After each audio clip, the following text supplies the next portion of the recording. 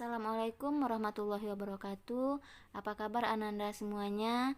Pada hari ini kita akan kembali melanjutkan materi bab 3, yaitu tentang ketaatan terhadap peraturan perundang-undangan untuk kelas 8 SMP dan MTS.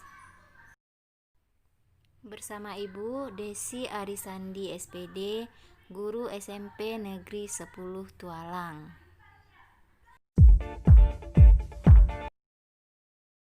Adapun tujuan pembelajaran kita pada hari ini adalah, setelah mempelajari ini, Ibu harapkan kamu dapat menampilkan sikap yang sesuai dengan peraturan perundang-undangan yang berlaku.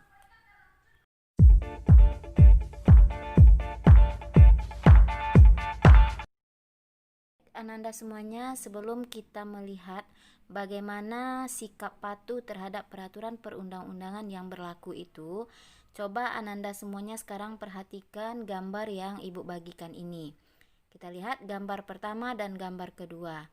Kira-kira bagaimana ya maksudnya?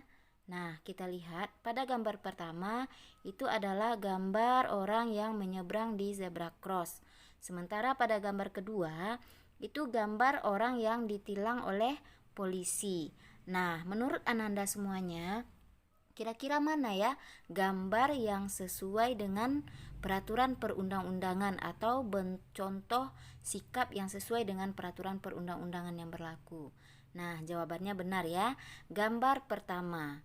Gambar pertama itu sudah menunjukkan sikap patuh terhadap peraturan lalu lintas. Sementara gambar kedua itu jelas salah, yang mana gambar tersebut menunjukkan sikap tidak mentaati peraturan lalu lintas.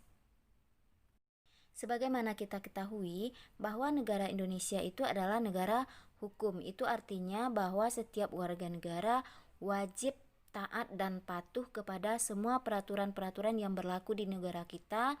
Dan salah satu contohnya tadi adalah peraturan lalu lintas.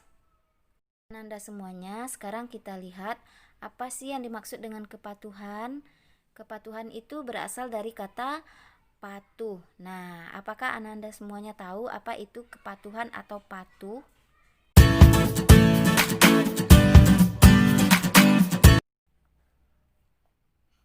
Kepatuhan adalah sikap taat atau siap sedia dalam menjalankan semua peraturan-peraturan yang berlaku.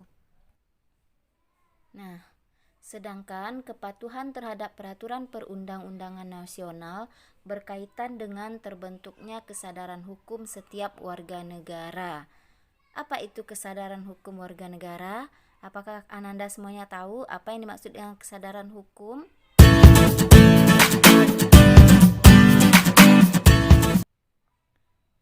Sebagai warga negara yang memiliki kesadaran hukum yang tinggi, kita harus mentaati segala peraturan yang telah dihasilkan oleh lembaga-lembaga negara. Kita tahu bahwa semua peraturan yang ada di Indonesia ini dibuat oleh lembaga-lembaga yang berwenang. Banyak manfaat yang dapat kita peroleh apabila kita terbiasa hidup taat pada aturan. Di antaranya adalah kepatuhan itu lebih menguntungkan daripada melanggar aturan. Contohnya, jika kita melanggar peraturan lalu lintas, maka kita akan dikenai denda ataupun sanksi dari pihak yang berwajib. Kesadaran hukum warga negara dapat diukur dari beberapa indikator berikut. Yang pertama, kita lihat adanya pengetahuan hukum. Pengetahuan hukum itu meliputi pengetahuan tentang perbuatan-perbuatan yang dilarang oleh hukum. Contohnya, penganiayaan, penipuan, penggelapan. Sedangkan pengetahuan hukum itu berupa perbuatan-perbuatan yang diperbolehkan oleh hukum, seperti jual beli, sewa menyewa, dan perjanjian. Yang kedua, adanya pemahaman terhadap kaidah hukum yang ditandai dengan menghayati isi hukum yang berlaku, seperti memahami tujuan hukum yang mewujudkan ketertiban dan keamanan bersama.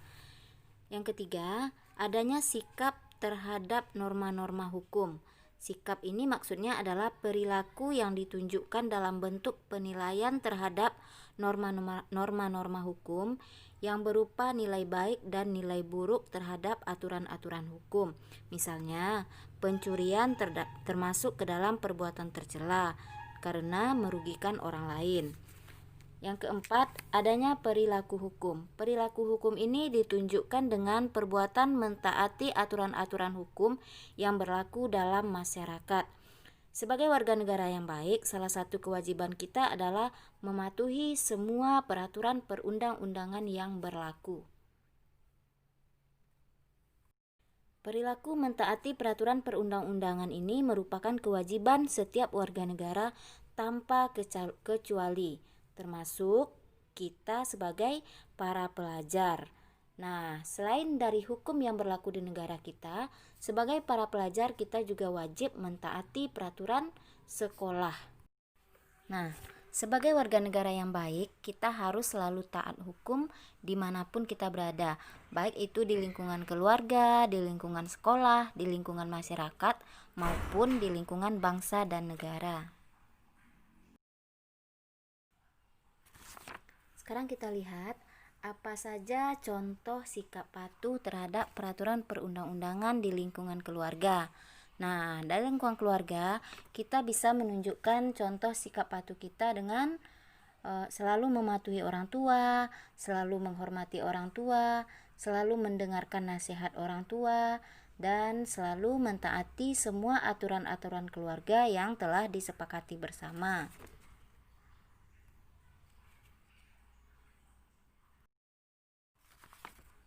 Kita lanjutkan, kepatuhan terhadap peraturan perundang-undangan di lingkungan masyarakat. Apa saja contohnya? Kita bisa melihat di lingkungan masyarakat kita selalu ikut serta dalam kegiatan-kegiatan yang dilaksanakan di masyarakat. Contohnya kerja bakti, siskamling. Yang kedua, kita selalu menghormati tetangga. Yang ketiga, mematuhi aturan-aturan yang telah disepakati bersama di dalam anggota masyarakat, serta mematuhi setiap norma-norma yang berlaku di dalam masyarakat. Itu adalah contoh sikap patuh terhadap peraturan-peraturan perundang-undangan yang bisa kita lakukan di lingkungan masyarakat. Selanjutnya, sikap patuh terhadap peraturan perundang-undangan di lingkungan sekolah. Nah, ini bisa kita lakukan dengan yang pertama, selalu memakai seragam sekolah.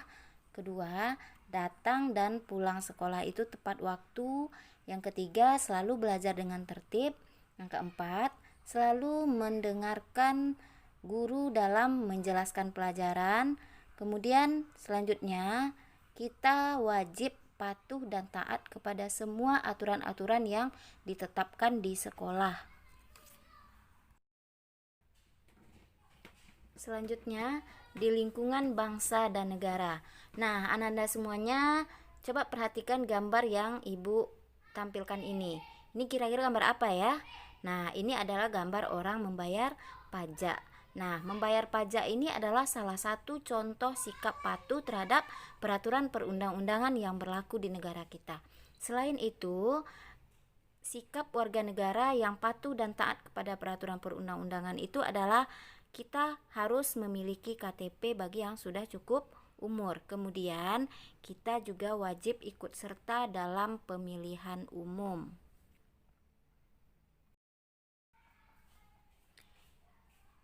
Baik, Ananda semuanya, demikianlah pembelajaran kita pada hari ini. Semoga apa-apa yang telah Ibu sampaikan tadi bisa kamu laksanakan dalam kehidupan sehari-hari. Dan sampai jumpa kembali dalam pembelajaran berikutnya. Jangan lupa untuk like dan subscribe channel ini untuk mendapatkan pemberitahuan tentang pembelajaran-pembelajaran selanjutnya. Wassalamualaikum warahmatullahi wabarakatuh.